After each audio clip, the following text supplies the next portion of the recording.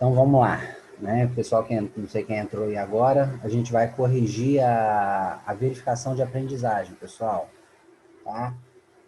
Ah, na primeira lá, né? Vocês, né? A questão de ordem, ah, em relação ao processo adaptativo dos répteis ao ambiente terrestre, cite as principais adaptações que os permitiu viver nesse ambiente, ou seja, né, as adaptações que permitiu os répteis a viver no ambiente terrestre, né, eles, né, passar de anfíbios para répteis, né, no processo evolutivo e se desprender, né, quase que totalmente da água. Quais são as principais adaptações que permitiram os répteis a fazer essa migração?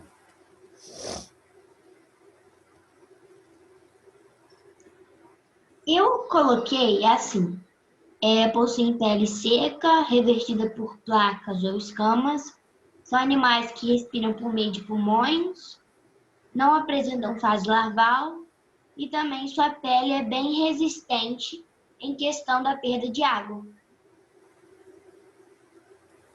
Faltou uma coisinha aí bem importante, realmente, né? A Carol citou aí a característica da pele, né? Da pele ser escamosa, ser uma pele grossa, resistente. Ela é resistente ao sol, né? Para não perder líquido, né? Não deixar o ser desidratar, né?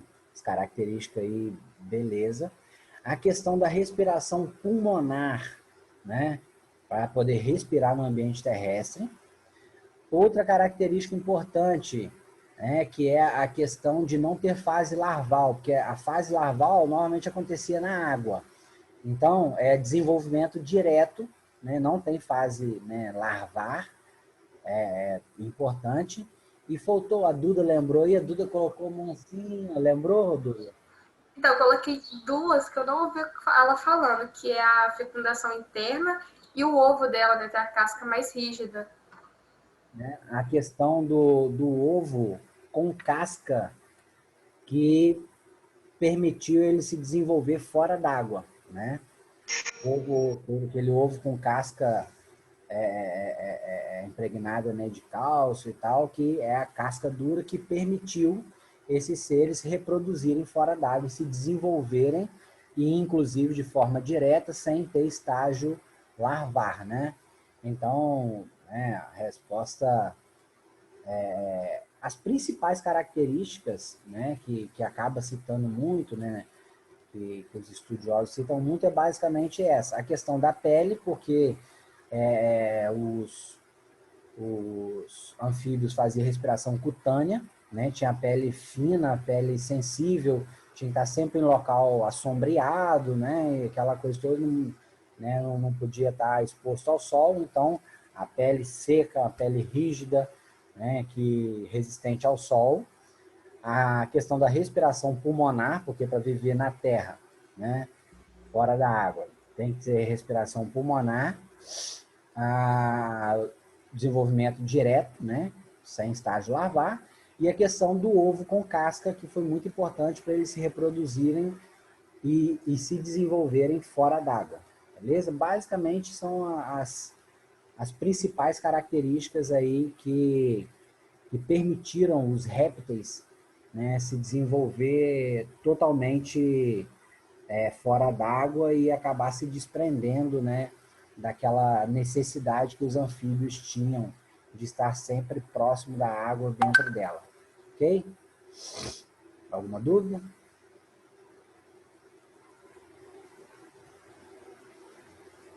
A próxima. Os peixes são animais aquáticos e pecilotérmicos, divididos em dois grandes grupos. Pecilotérmico significa o que mesmo, gente?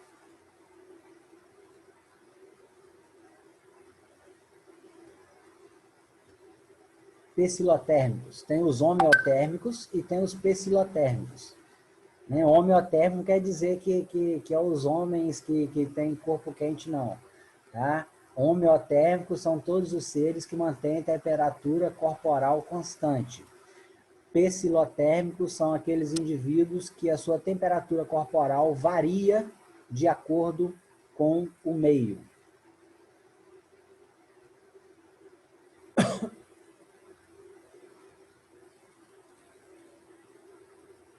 Ok? Ô, pessoal, entrando o pessoal do 6º ano aí, eu acabei, antes de mandar o negócio para vocês, o link para vocês, acabei mandando lá no grupo do 6º ano. Só que eu apaguei, mas eu acho que... Ai, deixa eu ver isso aqui. Aí estão falando lá no grupo do 6º ano, entrei achando que era para... Ô, pessoal, desculpa aí, é que eu fui mandar o link do 7º ano e acabei mandando no grupo do 6º aí primeiro, mas eu apaguei, mas alguém aí acabou ainda tendo condições de entrar. Desculpa aí o embaraço, tá? Acabei mandando no grupo do 6º antes de mandar aí, porque estava aberto aqui no WhatsApp, enfim. E tem gente aqui pedindo para entrar ainda, não vou nem permitir. Aí, né, os psilotérmicos, então, a temperatura corporal vai variar de acordo com o meio. Se o ambiente esfria, o corpo também esfria. Se o ambiente esquenta, o corpo também esquenta, né? Eles são vulneráveis a essa variação de temperatura. Mas a questão não é essa. Eu só perguntei para ver se vocês estavam ligados, se vocês estão gravando o negócio. Os dois grandes grupos, né, condrictes e osteíctes. Qual o tipo de sustentação do corpo dos condrictes? Né, essa questão de marcar. Condrictes, o corpo é sustentado através de... Cartilagem. Miaram aí, falaram tão espremidinho que saiu um miado. Cartilagem. Cartilagem, né? Os osteíctes, né, como o nome já diz, né, o corpo é sustentado por osso. Condrictes, o corpo é sustentado por cartilagem, tá? O corpo deles é cartilaginoso. Show? Então a resposta aí, né, eu acho que a terceira alternativa lá é a cartilagem. A outra questão... Sabemos que o nome anfíbio é derivado do grego, que significa duas vidas. Marque a alternativa que indica corretamente o motivo pelo qual eles receberam esse nome. Por que eles receberam esse nome de anfíbio, que significa duas vidas? Vai falar direito ou vai miar de novo? Eu marquei a segunda alternativa. Não sei se está certo. Apresenta esse nome porque apresenta uma fase larval aquática e uma forma adulta terrestre. Isso? A segunda? Isso aí, né? A questão, né, eles têm esse nome que significa duas vidas, porque ele tem uma fase larval, que é aquática, porque eles reproduziam na água. Então, a primeira etapa deles era larval, que desenvolvia na água. Depois, eles sofriam a metamorfose, que é o processo de mudança, e assumiam a fase adulta, que era terrestre, né? Aí, eles podiam, né, estar no ambiente terrestre e aquático, por isso, duas vidas. Fase larval na água e fase adulta terrestre, né, vivendo nos dois ambientes, ok? Que seria a segunda alternativa. No caso lá de vocês que não tem letra A, B, C, né, essa coisa toda. A outra, cite 5 características do corpo das aves que os permitem voar. Por que as aves podem voar? Características. Primeira miada.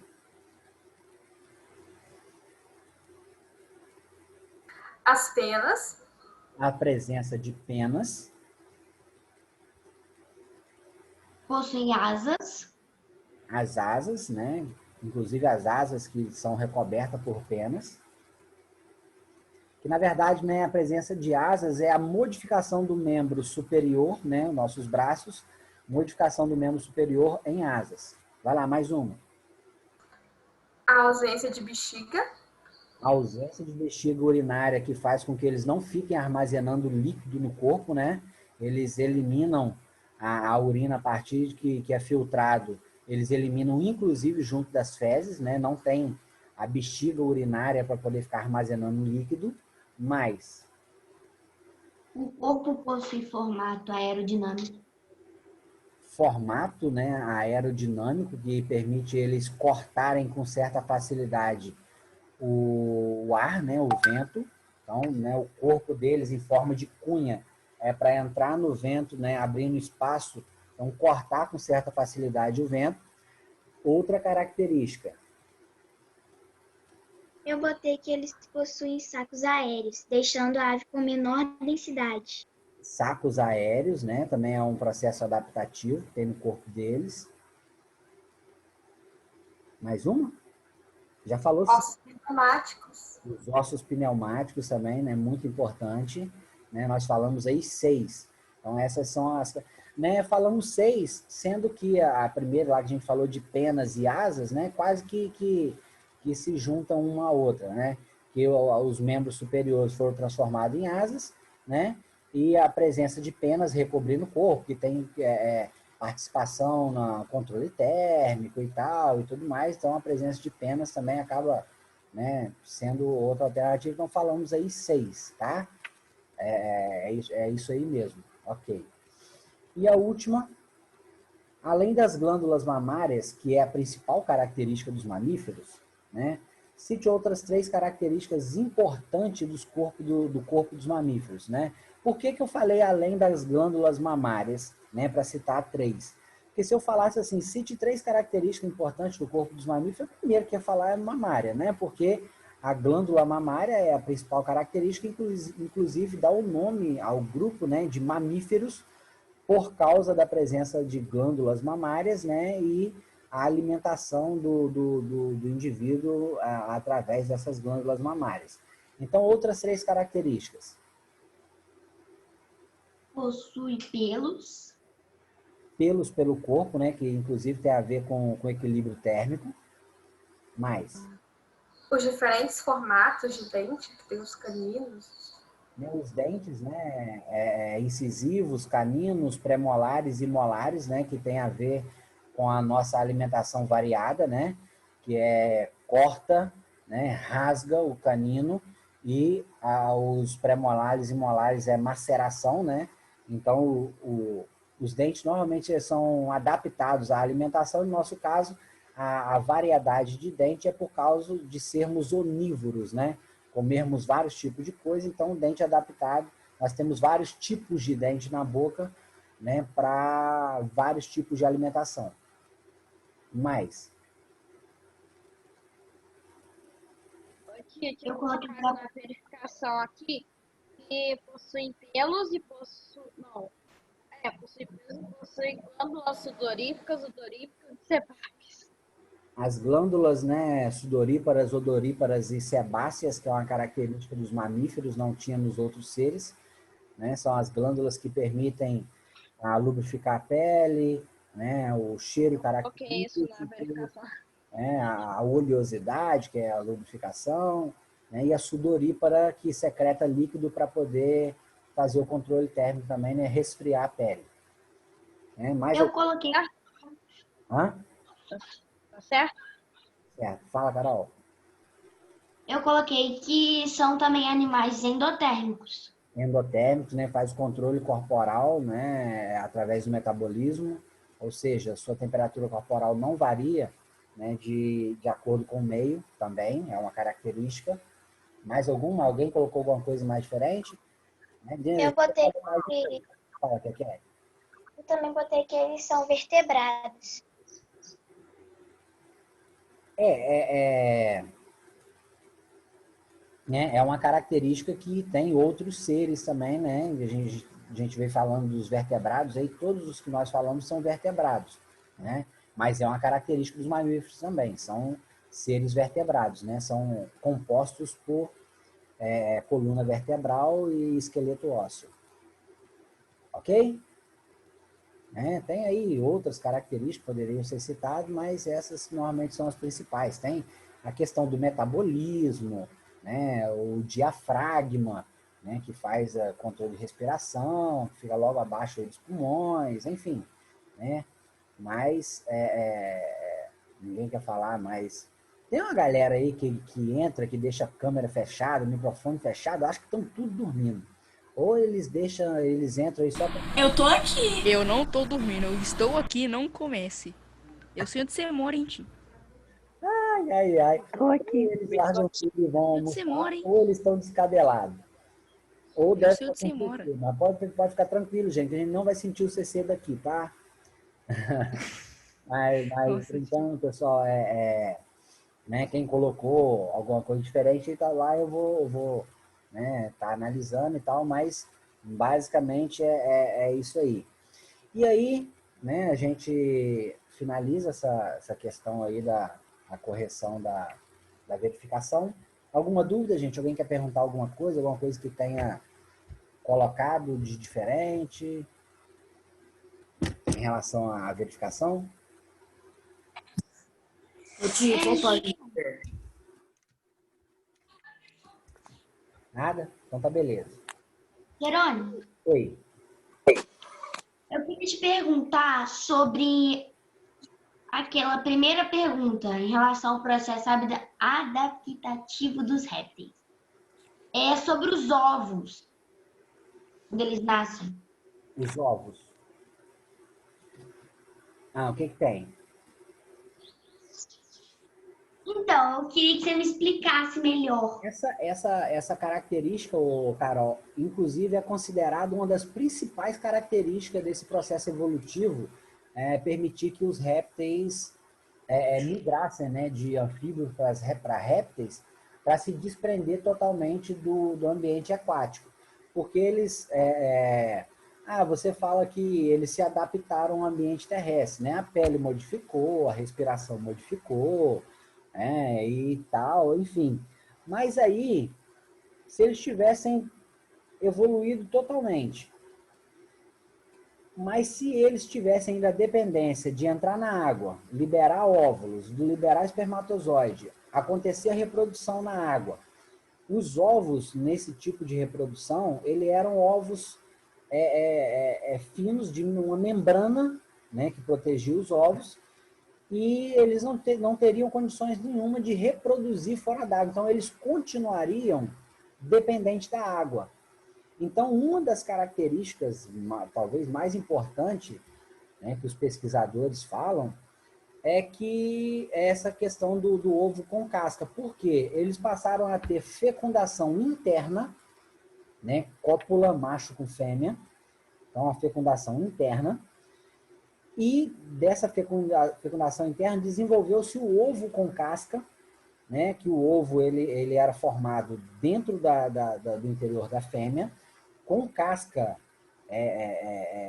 rígida, uma casca dura, que impedia a dissecação, ele desidratar, né, no ambiente terrestre. E então os répteis começaram a botar esses ovos, né, com cópula, né, macho e fêmea, copulação, e eles iam no ambiente terrestre, botavam os seus ovos em ninhos, e aí desenvolvia sem estar em necessidade nenhuma da água. Aí fechou, né? Como diz aí, formou, né? Aí eles se desprenderam totalmente da água, porque já tinha respiração pulmonar, eles já... a pele já era resistente ao sol, né? Ao ambiente. Eles, né, não precisava ficar em local sombreado nem nada. E aí ele desenvolvendo a reprodução com ovo com casca e tal, aí desprendeu totalmente, bora para o ambiente terrestre, aí eles puderam sair de perto da água, né, e começar a explorar o ambiente terrestre para dentro do continente.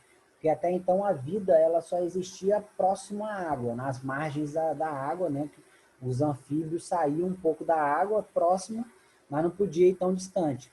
E os répteis já começaram a explorar o ambiente terrestre e iam para mais longe da água. ok? Eles dependiam, claro, de uma certa quantidade de água para eles ingerirem, né? Para hidratação do corpo. Aí eles não precisam de um manancial grande de água. Certo? Ok? Mais alguma pergunta? Jerônimo, Não. eu queria te perguntar que nessa primeira pergunta, essa mesma pergunta que vocês estão falando, eu botei um exemplo que vocês não falaram, aí eu não sei se está certo, eu queria perguntar. Fala aí. É que eles possuem garras nos dedos, ajudando na locomoção, tá certo? Sim, também é uma característica que ajudou no processo de adaptação, principalmente porque os répteis, eles vivem em ambiente inóspito, né, muitas das vezes. Então, eles andam sobre rochas, né? A gente vê aí alguns que até escalam, né, certas rochas e tudo mais. Então, é um processo adaptativo importante também, né, a modificação e adaptação das patas deles, né, desenvolvendo essas garras que ajudam na fixação. Também é uma característica também legal também. Ok? Tá bom, obrigada. Mais alguma coisa? Não? Então vamos lá então. Pessoal, partindo agora, como vocês sabem, a gente ficou com aquele capítulo 6, né, para poder finalizar. Então, né, o capítulo 6, eles são os seres vivos microscópicos, incluindo incluindo os vírus, né? Eu, né, vou dar no meu livro está na página 252. Página 252.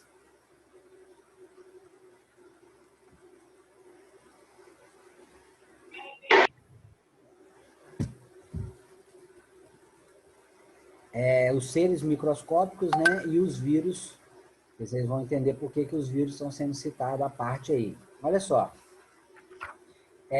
Esse grupo, né, nós falamos aí dos vertebrados.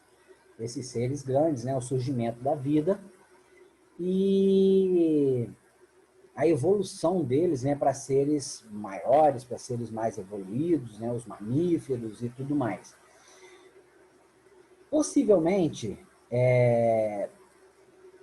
as primeiras formas de vida, né, elas eram procarióticas, né, eram bactérias, eram micro-organismos, né, vidas muito simples, né, e nós temos esses seres até hoje sobrevivendo aí.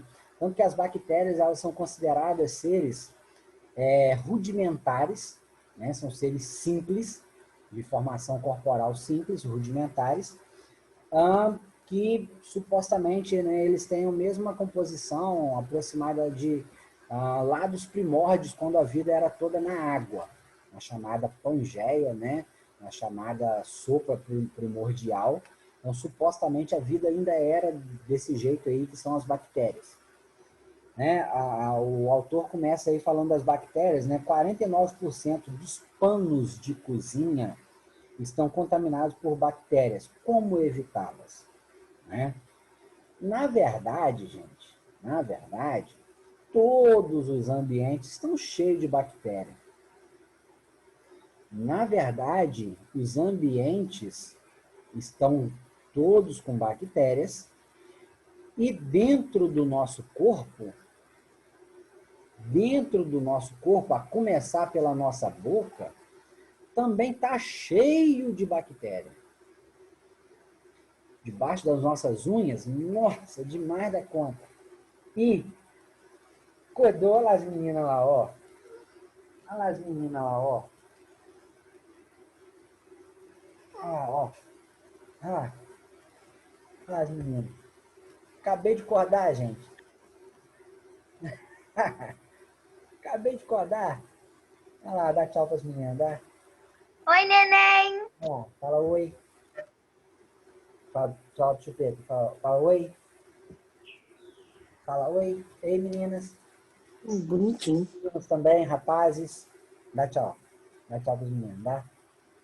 Joga beijo. Joga beijo. Ai, coisa fofa. Cabelo todo bagunçado, a cara toda amassada. Ei, lasca. Ai, é assim que é eu quando acordo. Ele não pode ver um livro que ele fica doido. Ah, Doido pra poder ler. vai.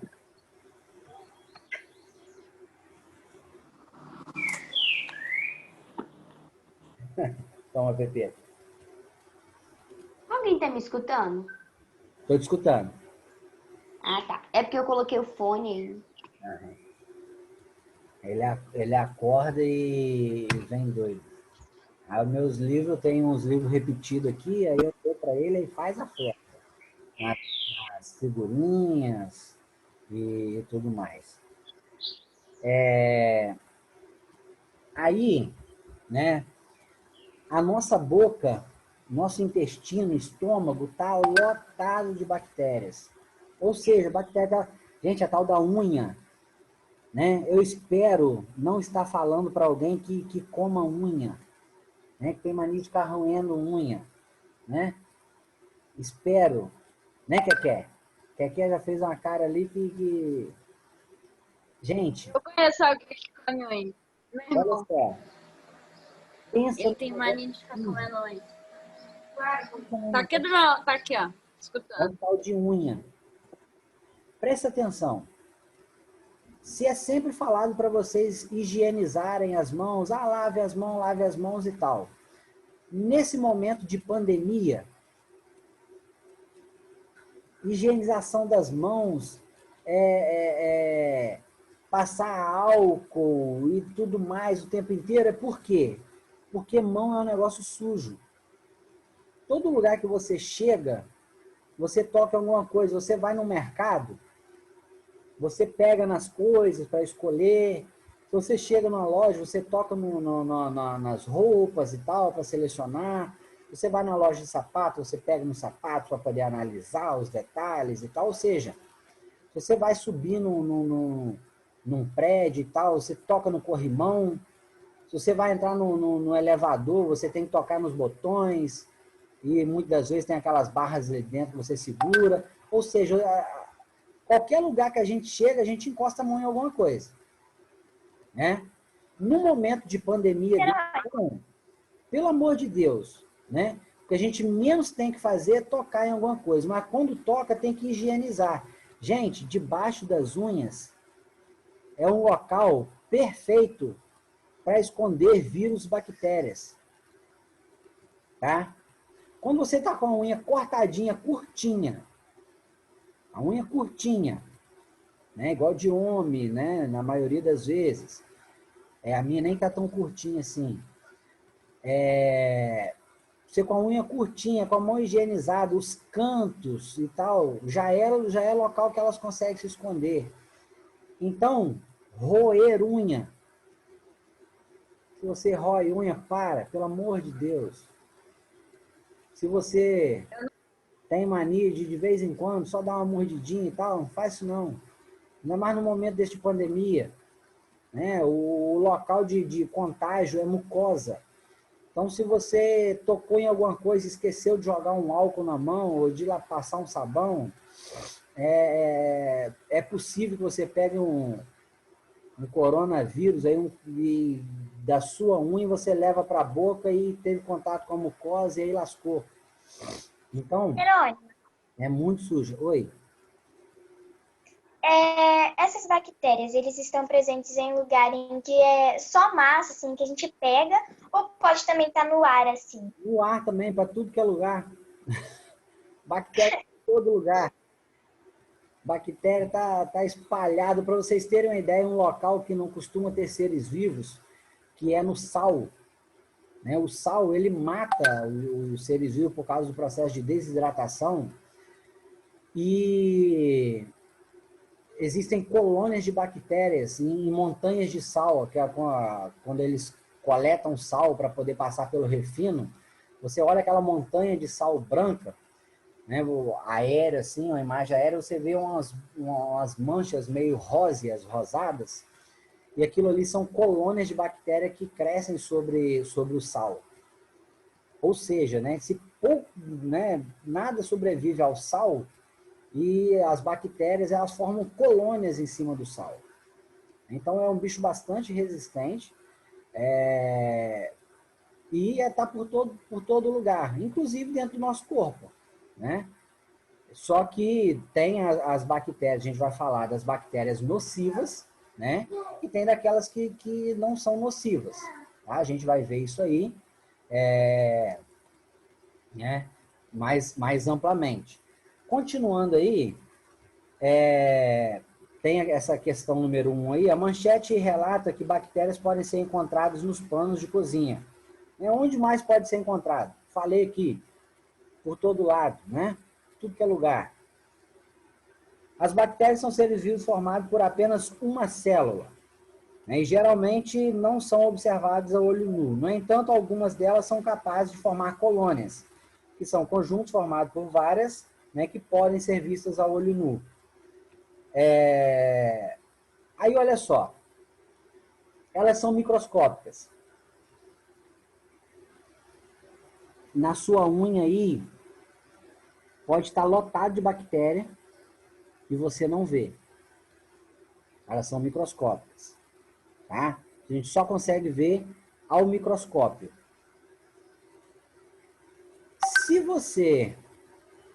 Se em algum lugar tiver uma colônia, um aglomerado de milhares de bactérias, aí se torna visível, igual eu citei aqui, o caso de colônias que vivem no sal, em montanhas de sal, né? Aí você consegue visualizar a presença delas ali. Mas a bactéria é chamada de ser unicelular, ou seja, um ser vivo que é formado por uma célula sozinha, tá? Forma um ser vivo, que são bactérias. Aí, olha só, essas bactérias elas são chamadas de seres procariontes, ou seja, as suas células não possuem núcleo. As células não possuem núcleo, por isso são chamadas de procariontes ou procarióticas, tá? Tem uma foto aí de um gariotinho aí, do minuzinho, né? Ele tá aí, né? Tomando aí o quê? O que ele está consumindo? Iogurte. Iogurte, né? Gente, para você fazer iogurte, né, utiliza o chamado lactobacillus. O que é lactobacillus? Tudo que tem um prefixo lácteo vem de leite. Bacilos são bactérias do tipo bastonete. São bactérias compridinhas, assim, tipo um bastão. Lactobacilos são bactérias do tipo bastonete que fazem a fermentação do leite. Então, vocês já devem ter tomado aquele leite fermentado, né? O Yakult. Né? Hoje em dia tem mais marcas. Na minha infância era mesmo o Yakult. Né? O Yakult hoje é uma marca bem mais cara, mas tem várias outras marcas, né, de leite fermentado. O leite fermentado, você vai ver lá no rótulo dele, escrito assim, possui lactobacilos vivos. Possui lactobacilos vivos. Eu tenho leite fermentado aqui em casa, quer que eu pego pra ver? Pega lá e dá uma olhada para você ver na embalagem. Não tem aquele Activia? Activia que o pessoal fala. Se você tomar direitinho, um por dia, né, eles garantem que você vai lá no banheiro fazer o número 2, né? E se continuar o problema e você não cagar, eles devolvem o dinheiro. Né? Não tem essa propaganda lá da Activia? Lá na embalagem da Activia você vai ver escrito assim. Aí, Activia, aí, ó. Pegou a Activia. Ê, Carol, isso aí. Olha aí no rótulo aí, ô Carol, da Activia, você vai ver escrito assim. Contém DANs regulares. Em algum lugar aí você vai ver escrito assim, contém DANs regulares. São bactérias que regularizam, né, o fluxo intestinal. Elas aumentam o peristaltismo. Você achou lá no Yakult, ô, Carol, escrito com lactobacillus vivos? No Yakult, não, leite fermentado, né?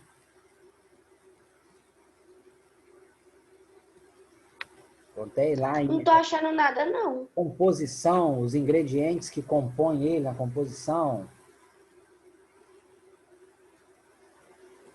Ó, peraí.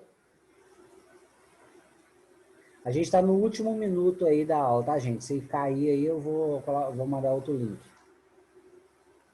Né? Ai, não sei onde tá isso, não, Onde tio. está a composição aí, de que ele é feito, tanto no Activia quanto no leite fermentado, aí você vai encontrar falando dessas bactérias. Olha em composição, de que ele é feito. Como chega na autorizada, perdi o começo da correção da verificação. Tá? Então, depois você vê o vídeo, se você quiser conferir, depois você assiste esse vídeo que eu vou postar, ok? Tá falando aqui que contém lactose. Não tá falando. Lactose é o açúcar do leite, né? Tem lactose, tem que falar porque tem pessoas que têm resistência à lactose, né?